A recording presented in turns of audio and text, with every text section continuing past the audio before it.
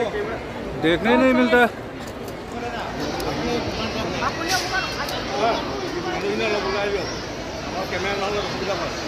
Namaskar, and a very warm welcome to the Honorable Union Finance Minister, Srimati Nirmala Sitharaman ji.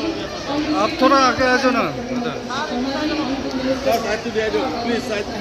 Shri Bimal Bora ji, Honorable Chief Executive Member of NCHAC, Shri Devolal Gorlasnavi, Honorable Chief Executive Member of KAAC, Shri Tuliram Rangham ji, Principal Secretary, Power, Shri Neeraj Verma ji, Commissioner and Secretary Power, Mr. Rajveer Hussain ji, Secretary Power, Mr. Gautam Talukar, Deputy Commissioner Dimah South, Mr. Paul Bora, esteemed guests and all of you present here. दादा अलग side दियो ना। Union Finance Minister, Srimati Nirmala Sitharaman ji, for the auspicious Bhumi Pujan ceremony of 120 megawatt lower coconut hydroelectric power project of APGCL at Langpur here in Dimah South. And this has only been possible for our ruling government who truly believes in progress and development. Calls for a big round of applause to everyone.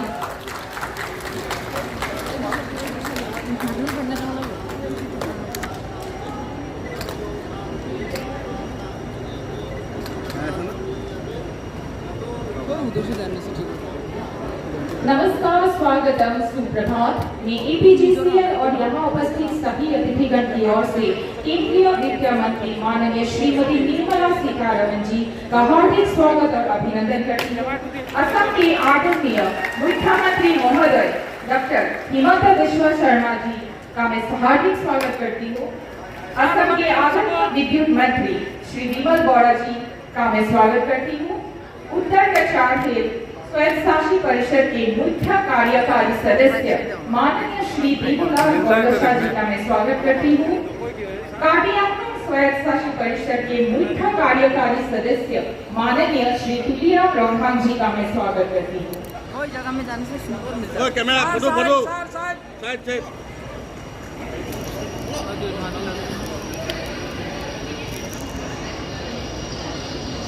ये मानो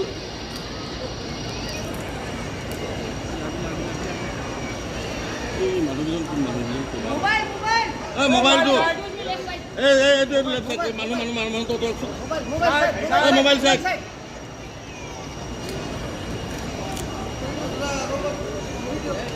আপনি কি লড়াই আছে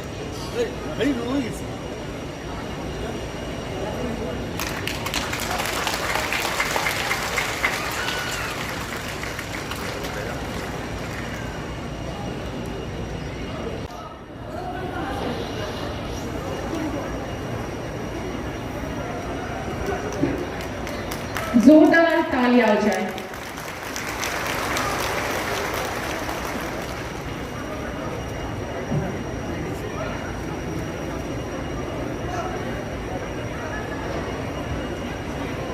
अब जोरदार तालियां हो जाए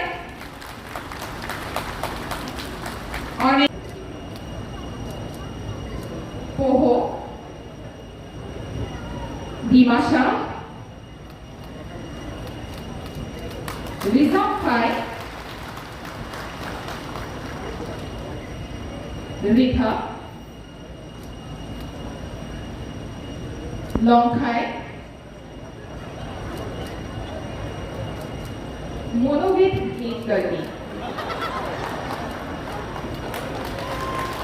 तालियों से हम उनका स्वागत करते हैं।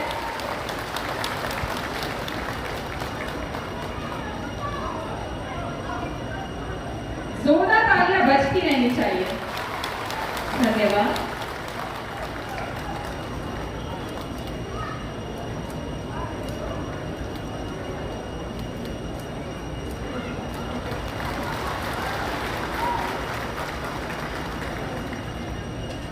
मैं निवेदन करती हूँ असम के आदरणीय विद्युत मंत्री श्री बिमल बोरा जी से कि वे असम के माननीय मुख्यमंत्री महोदय डॉक्टर हिमंत बिस्वा शर्मा जी का एक गांव सा पोहो और दिमाशा के साथ स्वागत करें। हमारे मुख्यमंत्री महोदय के लिए भी जोरदार तालियां। अनुरोध करती हूँ स्वागत करें। जोरदार तालियां।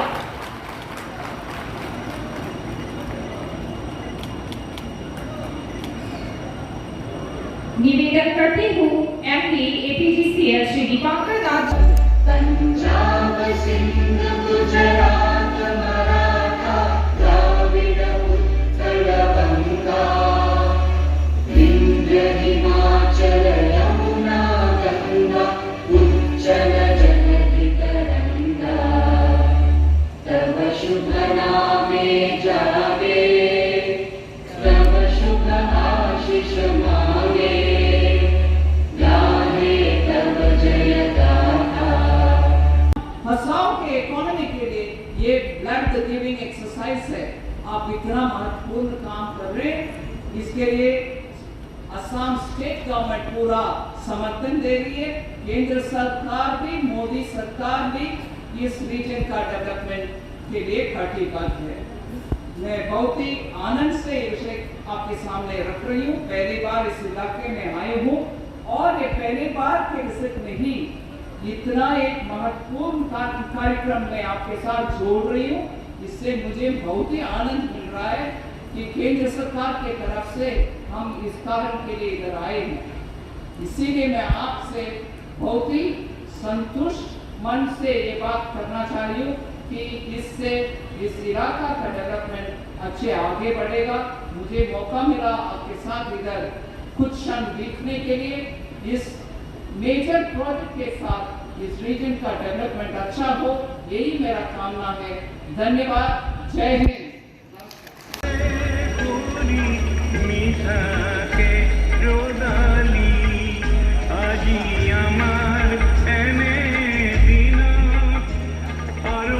तो आज में भूमि पूजन का जो प्रोग्राम है बहुत अच्छा लगा, क्योंकि 120 मेगावाट का आज में ऑनरेबल जो भारत सरकार का फाइनेंस मिनिस्टर निर्मला सीतारमण जी आके फाउंडेशन स्टोन करेगा थोड़ा बाद में, और साथ में chief minister honourable doctor Himanta Biswa Sarma ji भी आके करेगा। लेकिन ये सब प्रोग्राम हम लोग का फर्स्ट टाइम नहीं हुआ है। पहले 1984 में इंदिरा गांधी जी ने आके किया, लेकिन डिमा हासाओ डिस्ट्रिक्ट के लिए कुछ भी माया नहीं करा, कुछ भी नहीं दिया है। लेकिन इस बार हम लोग का भारतीय जनता पार्टी का सरकार में ऑनरेबल मोदी जी का लीडरशिप में और अभी जो बीजेपी पार्टी का सरकार में डिमा हासाओ का लोकल यहाँ का काउंसिल चलने के लिए जितना प्रॉफिट है उससे 5% रेवेन्यू शेयरिंग के लिए भी एग्रीमेंट हुआ है।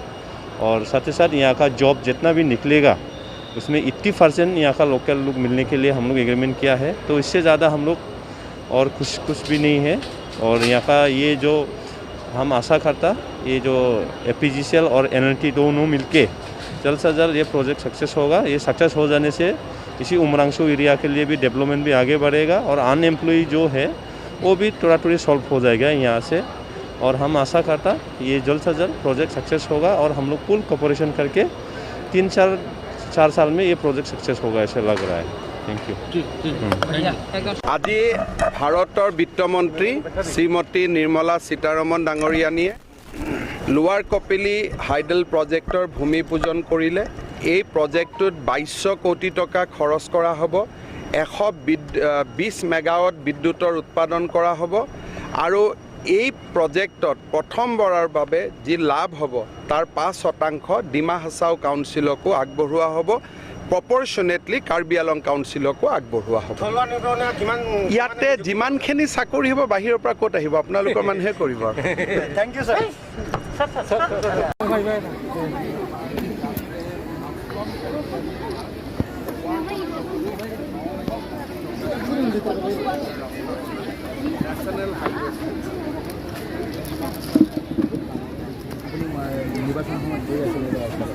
এই গোটেইখিনি যিখিনি আমি ইলেকশ্যনৰ সময়ত যিয়ে প্ৰমিছ কৰিছিলোঁ লাহে লাহে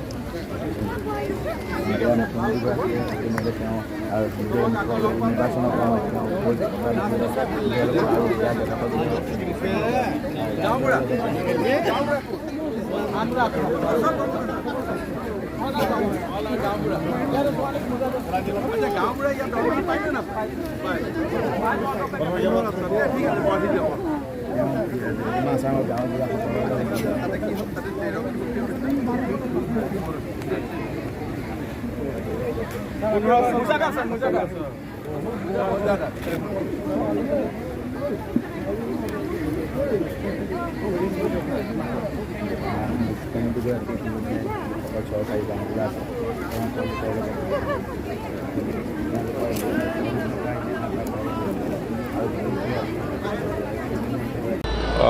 $300 মিলিয়ন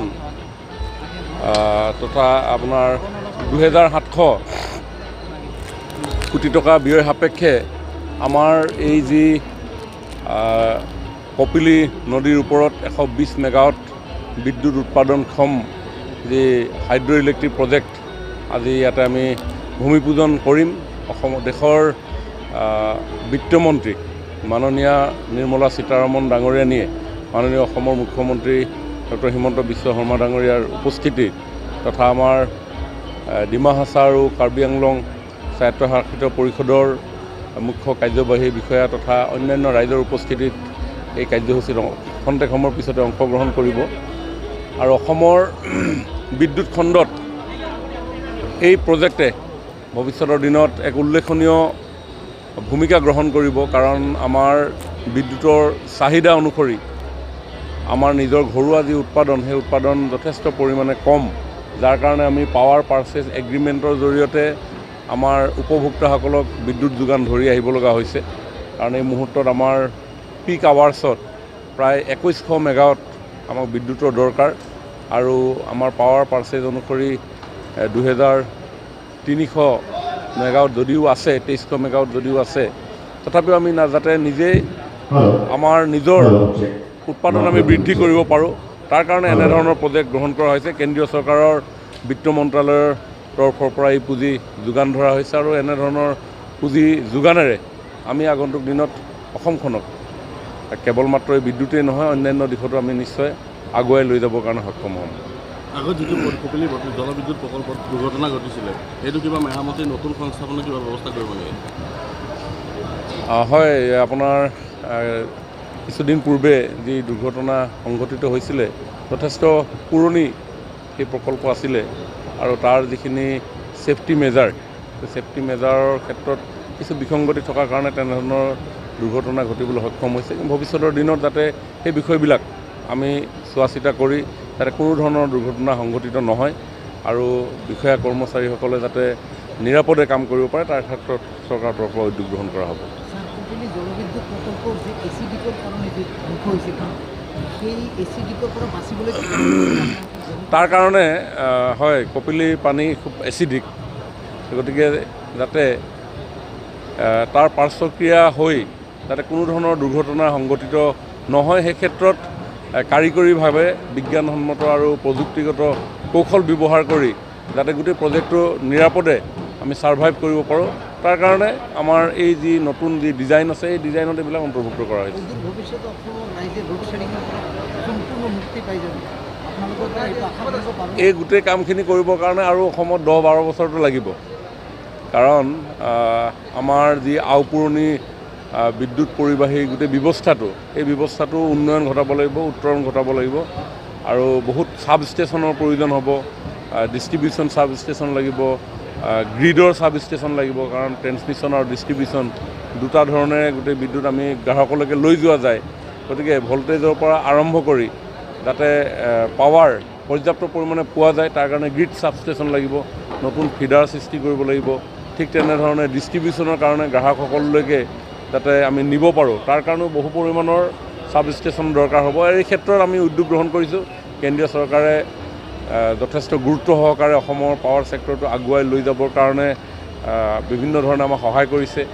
আমি আমাৰ ৰৈ যোৱা যিসমূহ ইলেক্ট্ৰিফিকেশ্যন আছিল আমি সেইখিনি কামো কৰিম, যাতে কোনো গাঁৱত বসবাস কৰা কোনো লোকেই বৈদ্যুতিক সংযোগৰ পৰা বিচ্ছিন্ন হৈ থাকিব লগা নহয়, তাৰ কাৰণে উদ্যোগ গ্ৰহণ কৰিছোঁ। প্ৰায় 1700 কোটি টকাৰে আমি এই কাম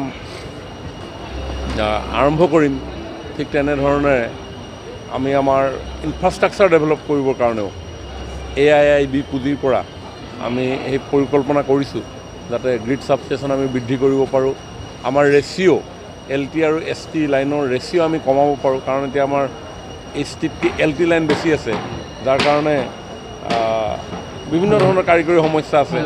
আমাৰ দেখিছে যথেষ্ট ভেজিটেশ্যন আছে, গছ গছনিৰ মাজেৰে বিভিন্ন ধৰণে আমাৰ বৈদ্যুতিক পৰিবাহী তাঁৰসমূহ যাব লগা হয়। সাধাৰণ বতাহ বৰষুণতে কেতিয়াবা এডাল গছ পৰাৰ লগে লগে সেই লাইনডাল বেয়া হৈ যায়, আৰু সেইকাৰণে সেইবিলাক যাতে আমি কাভাৰ কণ্ডাক্টৰ আমি দিব পাৰোঁ। তেনেধৰণে এই গোটেইখিনি কৰিবৰ কাৰণে আপুনি যিটো প্ৰশ্ন কৰিছে, তো সেই প্ৰশ্নটোৰ উত্তৰ হয়তো আমি আৰু 8-10 বছৰতো সময় লাগিব অসমৰ বৈদ্যুতিক গোটেই ব্যৱস্থাটো উন্নয়ন কৰিবৰ কাৰণে। এনেধৰণে কৰিব লাগিব, কাৰণ আমি এইটো আজি আৰম্ভ কৰিম। ইয়াৰ সমাপ্তিৰ দিন 4টা বছৰ আমাৰ লাগিব, তো তেনেধৰণে আৰু কৰিব লাগিব। গতিকে কৰি থাকিব লাগিব, চলি থাকিব।